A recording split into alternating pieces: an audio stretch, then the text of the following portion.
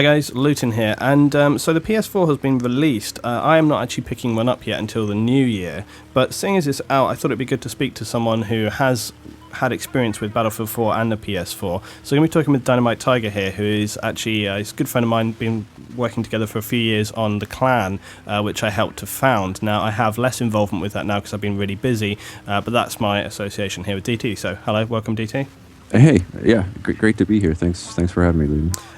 So we're going to talk about the PS4 real quick, and you were saying earlier to me today, like, that you'd had like a few little issues here and there. Now, whenever any launch comes out, there's always sort of teething problems, but I thought it'd be interesting to actually sort of hear about how some of these things have been. Now, as I say, guys, I haven't had hands-on experience with this, so I can't talk specifically about it. This is as much about my own curiosity as anything else about some of the issues. So I've written down some bits and pieces here, and I think two of the main things that I would like to hear about first of all are the kind of general stability of the game, like how often it's crashing, freezing and stuff, and also the netcode, because the netcode has been a big issue with PC as so on. You know, is that an issue there as well? So how are those two things are you finding?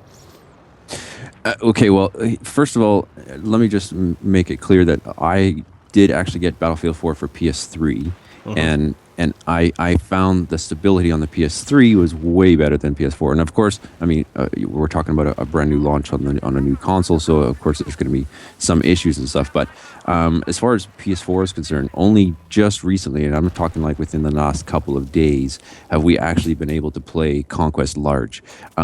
Before, once it got to, maybe even like 12 to 16 players, in total, and I'm not talking like 8 people on either side. After that, it would actually start to lag and rubber band so bad that like you'd get kicked, you'd get an error, your Battlefield would crash.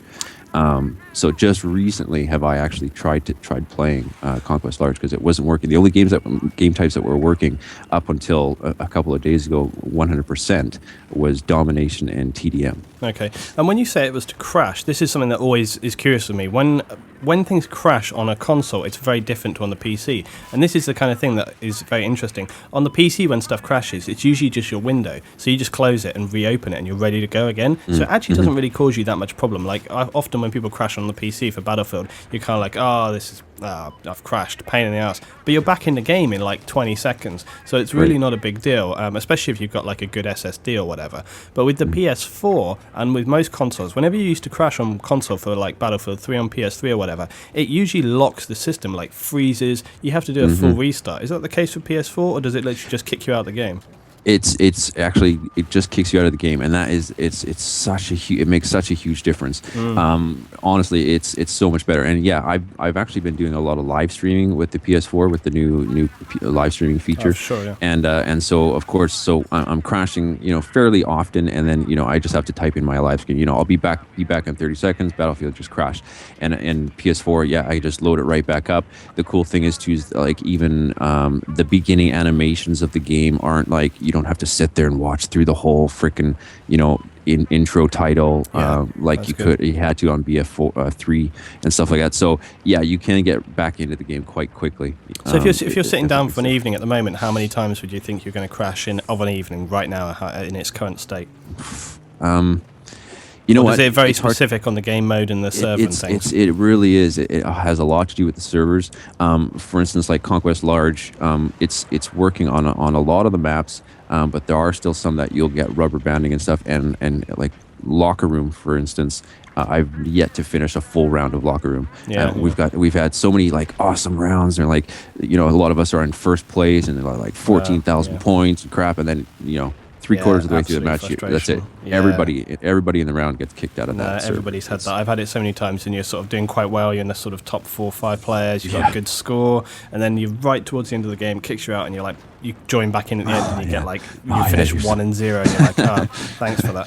So also, so that's the crashing side of things and the stability. Yeah. But what about the netcode, the kind of general experience when you're playing? Do you find how's that playing out for you? Again, on the PC, this has been an issue, but how is it? Do you find it's quite stable? It's kind of, you're getting on targets solidly, or are there many times where you kind of come around a corner, put a clip in someone, they just turn around and one hit you? How's that finding? Well, yeah, that definitely happens with getting no hit markers and stuff, but it's not that often.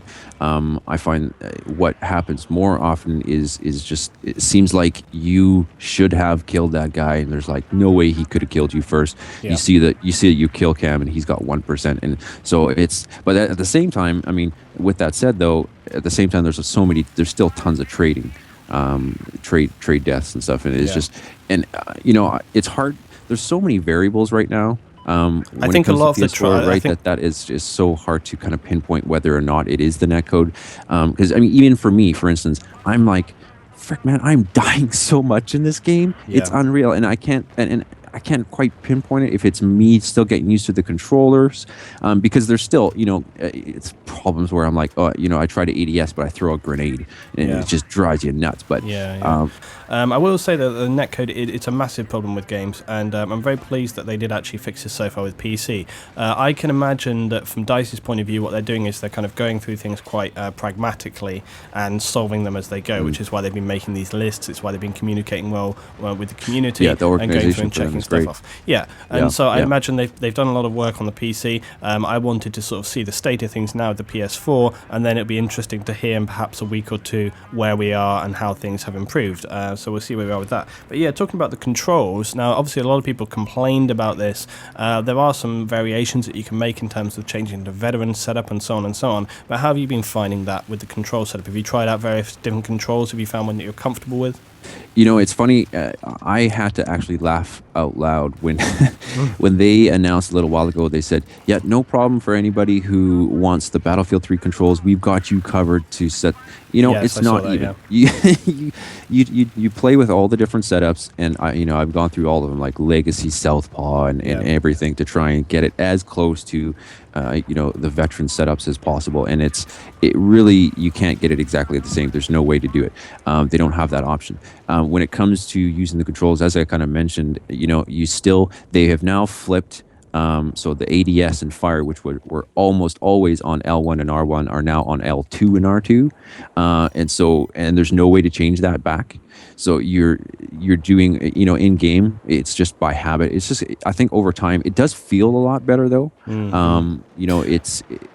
I think you feel more comfortable with them there, but every once in a while, it does take some time to get used to. But I do think ergonomically it works better. So yeah, there is with the Frag FX, which I've used for quite a while on the PS3, and it's basically a mouse chuck combination.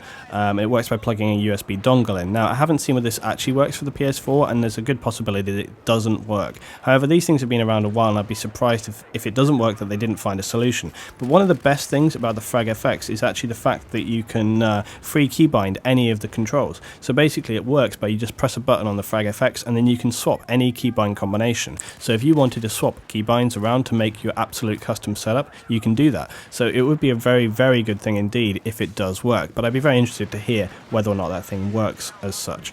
But it's a shame they changed around the controls so much, because that's such a fundamental thing to something like an FPS, and it does seem a weird thing that they would change things so radically, especially for the vehicles, and not even give like an option for people to kind of change it back to the absolute exact same that it was in Battlefield 3, because if you've played something for like 2 years, you want to go back to that setup, and I'm really surprised that they don't have that option to have the identical one. I have seen the veteran setup, and I was running that this week when I was playing on the Xbox One, but yeah, it's surprising if it isn't sort of near to that anyway. But just one last thing while we're talking about the controls, the gamepad itself, now, is that ergonomically feeling the same for you? Is it comfortable? Is it very comparable to the PS3? The arms are a little bit farther in, but again, going back to those triggers, they do feel your hands naturally kind of want to just fit there. The one thing though that I'm finding is that because of the nature of the setup and of Battlefield specifically, I'm finding a lot more often that I'm using both my index and middle fingers up on top of the shoulders of the controller, which in itself is feels a little bit unusual. But in order to get your the max capacity of the most efficiency out of the controller, you kind of have to. And so I think again, it's something that I think over time will help. And the one thing, we were talking about the L1 R1 and then flipping to the L2 and R2. The one thing I do want to mention though is I have played some other FPSs on the PS4 so far, like Warframe and Blacklight and different things like that. And I think that it might have something to do with the PS4 in general, because it seems like all of the FPSs right now are on the L2 R2 for the ADSing and firing and stuff. So that might be the reason why Battlefield in itself, it has those changes too. It's an interesting one. I'd be interested to speak to someone from DICE actually and find out what their thought process was in terms of changing that up. But let's also talk just about the look and feel of the game really quickly. This is obviously quite a subjective thing, but just from what you've seen, I mean, it's obviously a massive improvement from the PS3. Now, I have seen it compared obviously to sort of high-spec PC, and of course it's not as good as that, but it's absolutely so much better. I mean, what a good sort of endorsement for it was that when I was posting Second Assault footage, a lot of people were going like, wow, this looks so good on the PC, and it's like, guys, it's not on the PC, it's on Xbox One. So I think that gives a good example. And obviously the Xbox One and PS4 graphic wise are very, very comparable, even though their stats differ a little bit. When you look at things graphically, they're very comparable. But have you been enjoying that? Does it actually enhance your gameplay in terms of what you can get out of it, and perhaps even how you perform in the game? Yeah, it's different. You definitely feel, and a lot of what like you say yourself is you get a lot more of that feeling of immersion. Because it does feel a lot more realistic. You do feel like you're actually running across a field of grass, and there's cannons going off around you and shit. It definitely. It definitely gives you that better feeling of immersion, and it's huge difference. And I guess directly connected to that is obviously 64 player, but you've been saying it's quite hard to kind of get to grips with some of these larger games. It's having trouble with performance. Have you actually managed to be in 64 player rounds that complete and actually are manageable as well? Yes, I have. And funny thing is that like probably the one map that seems to be the smoothest with the least amount of rubber banding and connection issues is Siege of Shanghai. So I don't know exactly if there's any connection with that, having been on the beta or not. But like I mentioned earlier, locker room is pretty much impossible. Golemon Railway is difficult. You definitely get some. So what it really comes down to is when there's a ton of people in one area is when it seems to like really close rubber proximity. band. Yeah, exactly. When there's explosions going off and a lot of different things happening in a small area, that's when it seems to rubber band quite a bit. And then even sometimes what'll happen is the people in that area, it's like a bomb went off or something, and a bunch of the people in that area will all get kicked, but half of the other team who are on the outskirts of the map are still in it. It's kind of funny that way.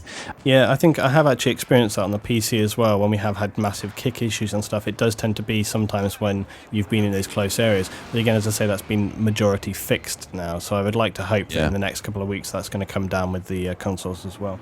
Yeah, and I think it's happening even more often. Like, I just had talked to another VG member here earlier, and he played today for 2.5 hours straight and didn't lose connection once. So it's definitely evident that they're working on it. Okay, so the last thing that I want to ask you about as well is the party system. Now, they've dropped the party system from Battlefield 4 for the consoles, and I've seen some people messaging me on Twitter about this and sort of saying, what the hell, this is really frustrating, etc., etc.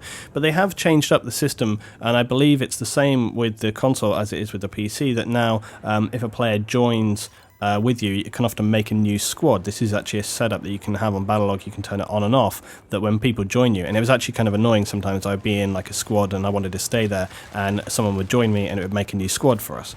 Now, have you had that experience that it will actually do that squad setup for you or not? You know what? I haven't on the PS4. However, on the PS3, I have. It's funny, on the PS3, the whole joining on friends seems to have worked better than it is working on the PS4. What would occur, again, just like you had mentioned on PC, sometimes on PS3, it'll actually rebalance the team to get your friend on your side and in your squad. So like, it actually worked really well. On PS4, it doesn't seem to be working. We often have to be manually trying to change teams first. and then just switch squads. That seems to be the way that we're able to try and get as many people on one side. Do you think it's a really big deal? Because, I mean, I always found it sometimes kind of irritating having to make squads before you join. You don't have to do it, but it's kind of like, I was saying to somebody today on my Twitter about this, and I was like, well, look, really, is it the biggest deal in the world? Because, you know, you still have your friends list, you see people are playing on a server, or you say to the guys, hey, I'm going to join this, join on me, and then they just join you and you're in the game, and then you make a squad. I mean, how long does it take? 10 seconds? Is it really a big deal, or is it just that people are kind of, you know, they missed something that was there before? What do you think?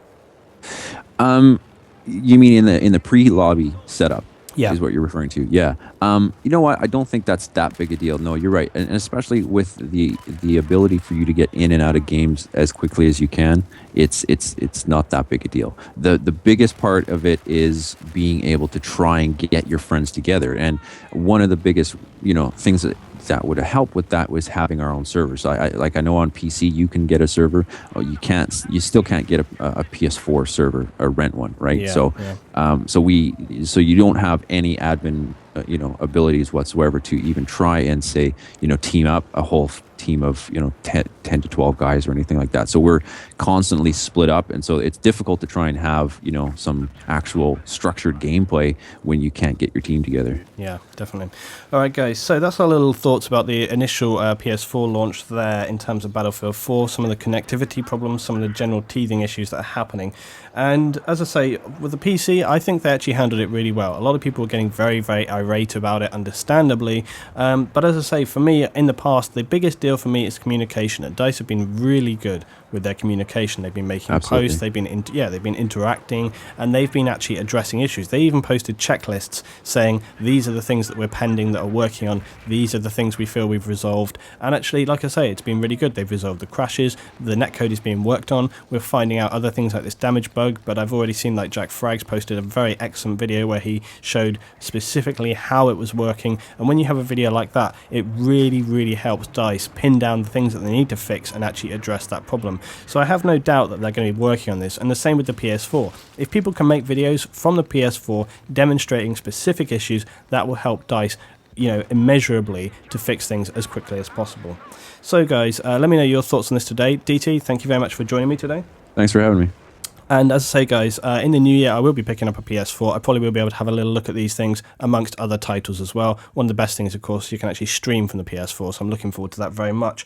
But as I say, guys, drop your thoughts, drop your experiences. I'll be interested to hear how you have been finding Battlefield 4, the good and the bad. Thanks for watching. I'll see you next time, guys. More Battlefield 4.